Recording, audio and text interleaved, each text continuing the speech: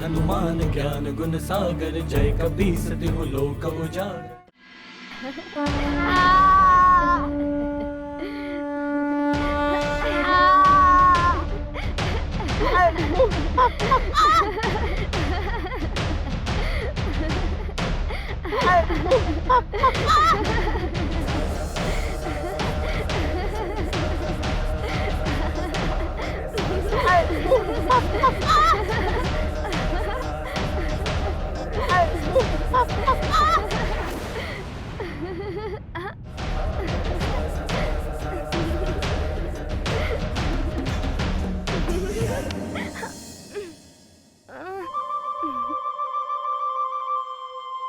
सखा, ये ढोल तो बार बार लुढ़क रहा है।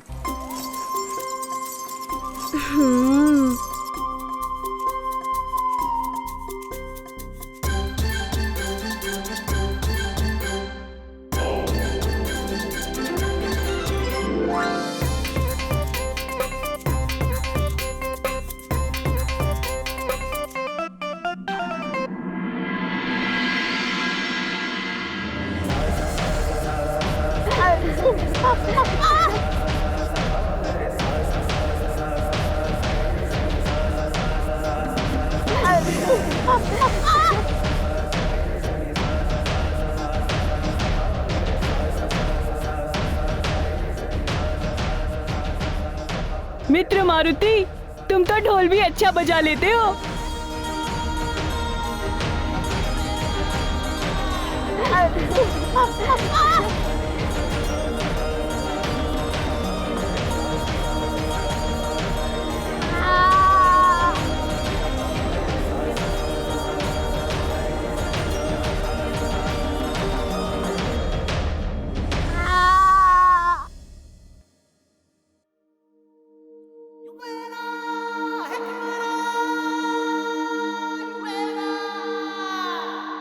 अरे वाह, कितनी मधुर सुगंध है।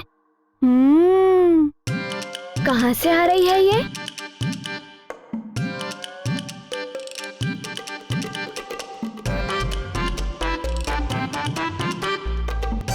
आहा, कितनी मनमोहक सुगंध है। युवराज मारुति, आइए, आप लोगों के लिए भोजन तैयार है। आइए।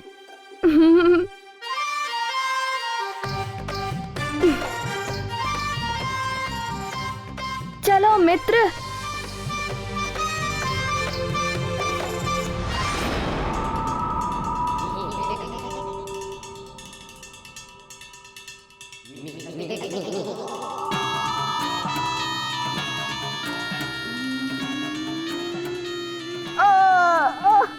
जोर जोर तोड़ दिया अतिबल, तुझे तो पीट पीट के ढीला कर दिया। वरुण देव, अग्निदेव, कालदेव जैसे महाबली सहायकों के होते हुए कोई भी मेरी बराबरी नहीं कर सकता, और मेरे लोक में पांव धरने का तो सोच भी नहीं सकता देवर्षि। मैं वरुण, जल का अधिपति, आपकी बात से पूर्ण सहमत हूं सूर्यदेव। मैं अग्नि संपूर्ण शक्ति के साथ आपकी सहायता के लिए हर क्षण प्रस्तुत हूं। ये अहंकार और अभिमान के स्वर हैं।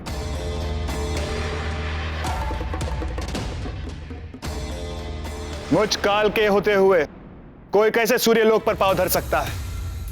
सूर्यदेव, दंभ दैत्यों को शोभा देता है, देवताओं को तो दया में ही रहना चाहिए।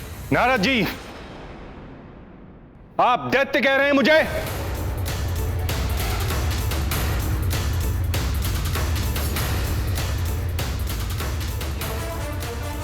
सूर्यदेव, देवर्षि, ये क्या कर रहे हैं आप दोनों? एक छोटी सी बात का इतना बड़ा विवाद मत बनाइए। हम यहां असुरों से सृष्टि को मुक्ति दिलाने की चिंता में एकत्रित हुए हैं। आप भी शांति धारण कीजिए सूर्यदेव। हे प्राणवल्लभ, सूर्यदेव तो महापराक्रमी माने जाते हैं, फिर भी उनमें इतना अहंकार? प्रिय, ज्ञान विनम्रता में वृद्धि करता है। ज्ञान अर्जित करने की कोई सीमा नहीं होती, किंतु जिस दिन यह प्रतीत हो कि अब और ज्ञान की आवश्यकता नहीं है, वो पूर्ण ज्ञानी हो गया है, उसी दिन, उसी क्षण से ज्ञान अहंकार में परिवर्तित होने लगता है। उसका सीखा हुआ ज्ञान अभिमान को जन्म देता है, और यदि ज्ञान के साथ असीम शक्तियां प्राप्त हो जाएं, तो अहंकार भी अपनी चरम सीमा पर पहुंच जाता है।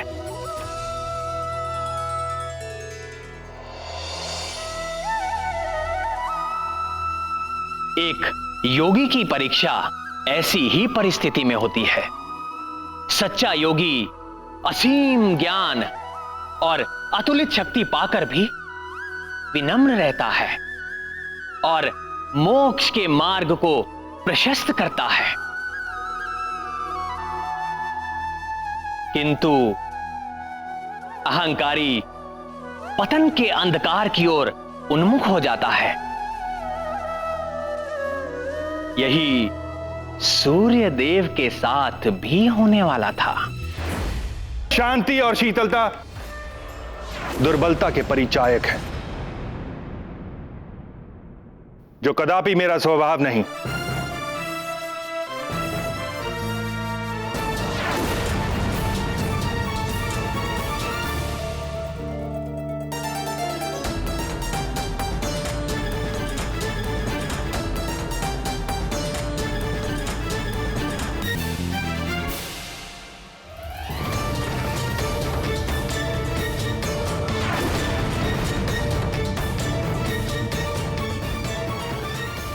सूर्यदेव, आपका ये अहंकार तो तोड़ना ही होगा।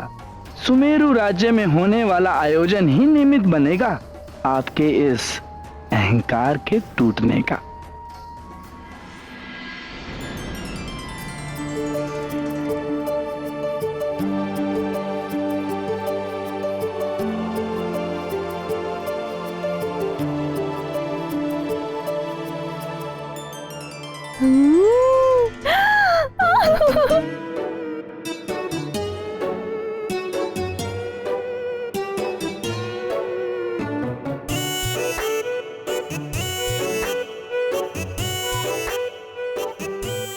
अरे वाह, इतने अच्छे अच्छे भोज्य पदार्थ। इनकी सुगंध बता रही है कि ये बहुत ही मधुर और स्वादिष्ट होंगे।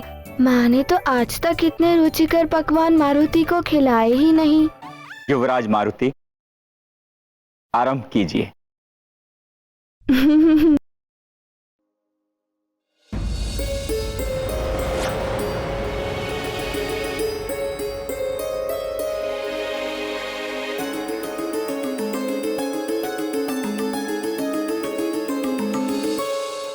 क्या हुआ माँ? पुत्र मारुति, तुम इन्हें अभी नहीं खा सकते।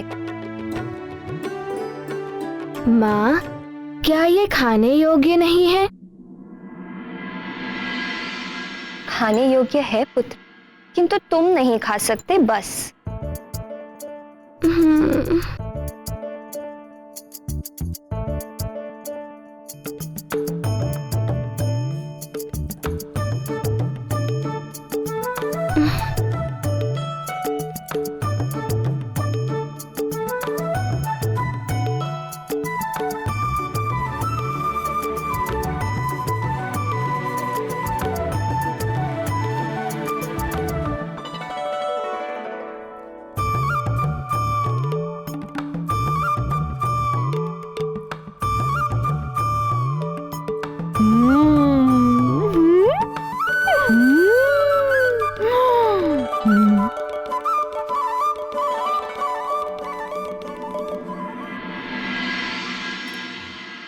वाह, कितने मधुर लड्डू हैं ये, और ये पेड़ा भी बहुत स्वादिष्ट है।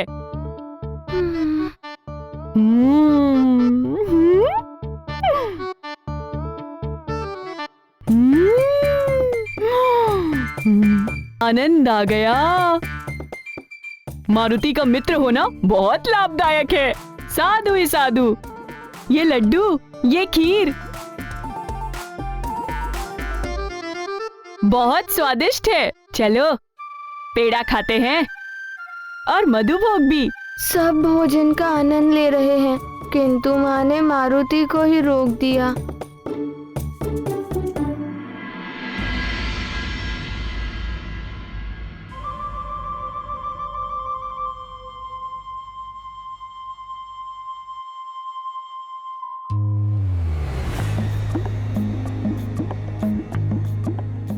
सखा,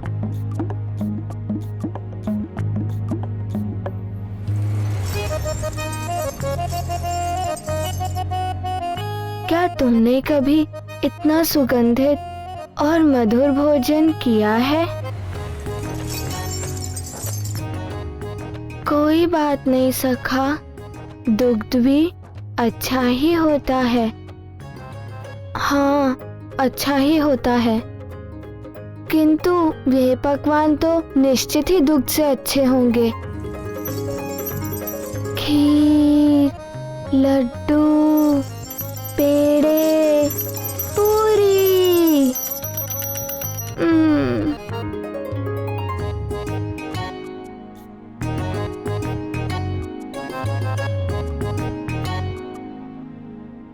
मारुति,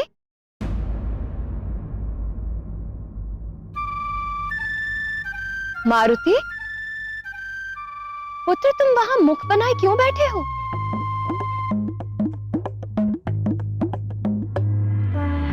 नारायण नारायण।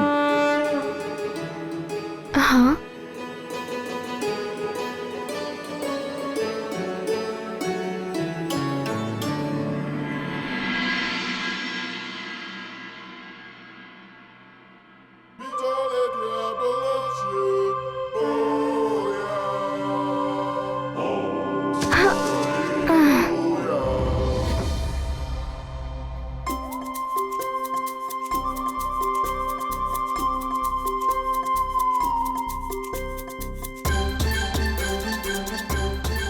प्रणाम।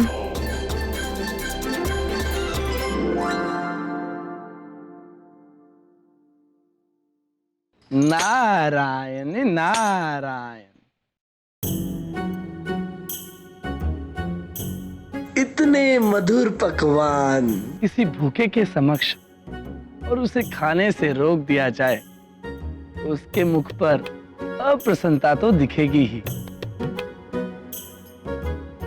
इन पकवानों की सुगंध से तो आहा, मेरा मन भी ललचा रहा है। और फिर मारुति तो अभी बालक ही है। देवर्षि, मारुति की आयु बहुत कम है। उसका अन्नप्राशन संस्कार भी नहीं हुआ अभी, इसीलिए मैंने खाने से मना किया उसे। देवी अंजना, किसी बालक का अन्नप्राशन संस्कार उस आयु में किया जाता है जब उसका शरीर भली भांति विकसित होने लगता है, दांत उगने लगते हैं और उस अवस्था तक वो बालक भोजन चबाने एवं पचाने योग्य हो जाता है। यदि इस दृष्टि से देखें, मारुति का विकास तो बहुत पहले ही हो चुका है। आपका कथन सत्य है देवर्षि, किंतु आप अन्याय कर रही हैं मारुति के साथ। मारुति को मात्र दुग्ध ही नहीं, पूर्णतया संतुलित आहार की आवश्यकता है। आप शीघ्र ही मारुति का अन्नप्राशन कराइए। नारायण नारायण। आप उचित कह रहे हैं देवर्षि। आप तो सर्वज्ञाता हैं। मारुति के अन्नप्राशन संस्कार के लिए आप ही कोई अच्छा मुहूर्त शोध कर बताइए।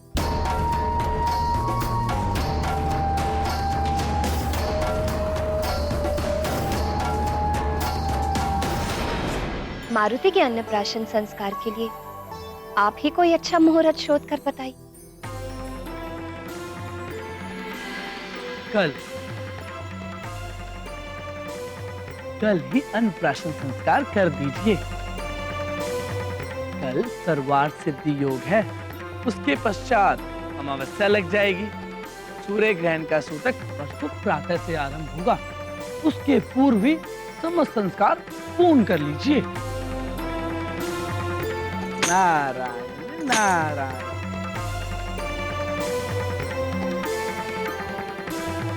देवर्षि, मैं शीघ्र जाकर महाराज को यह शुभ समाचार देती हूँ। देवर्षि, कल के लिए व्यवस्थाएं भी करनी होंगी।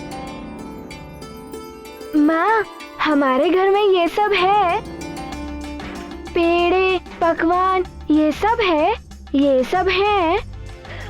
हाँ पुत्र, सब कुछ है, पूरा भंडार है आपके लिए। पूरा भंडार? तो फिर मारुति को दिखा क्यों नहीं? तो क्या अन्नप्राशन के पश्चात मैं भी ऐसे ही पकवान खा पाऊंगा माँ? हाँ, अन्नप्राशन के पश्चात तुम सब कुछ खा सकते हो पुत्र। कल मारुति का अन्नप्राशन होगा। कल मारुति खीर खाएगा और लड्डू खाएगा और पेड़े और पकवान, मोदक और फलों के भंडार।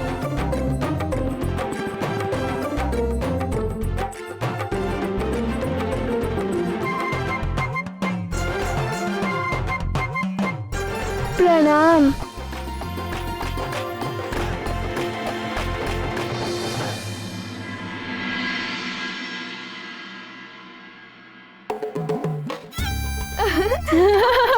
अरे मुझे दो। ये लो। मित्रों, कल तुम सबने पेट भरकर पकवान खाए थे ना? आज मेरी माँ भी मेरे लिए स्वादिष्ट पकवान बनवा रही है। अच्छा, मारुति भी तुम सबके भांति पेट भरकर खाएगा। आज मारुति का अन्नप्राशन है ना? हाँ। आज से भोजन आरंभ करूँगा। तो क्या आज मात्र तुम ही खाओगे सब कुछ? नहीं मित्र, ऐसा कभी हो सकता है कि मारुति अपने मित्रों को ना खिलाए और स्वयं अकेला खा जाए। मारुति के साथ मारुति के सारे मित्र खाएंगे।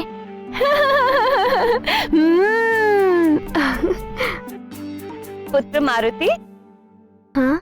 चलो पुत्र, अन्नप्राशन संस्कार के लिए सब तुम्हारी प्रतीक्षा कर रहे हैं। चल। अरे इसे तो यहाँ छोड़ दो।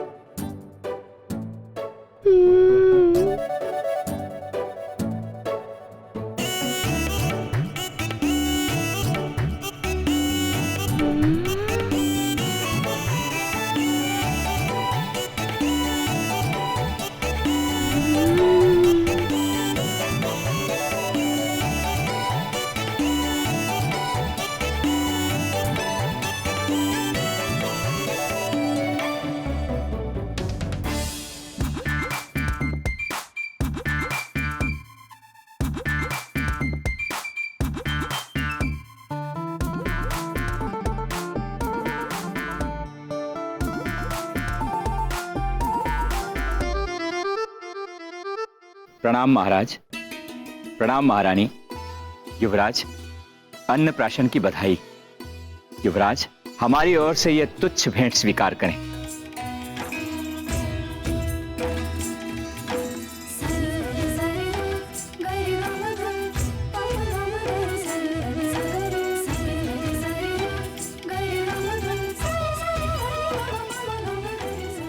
आपको अनेकों आशीर्वाद और शुभकामनाएं युवराज।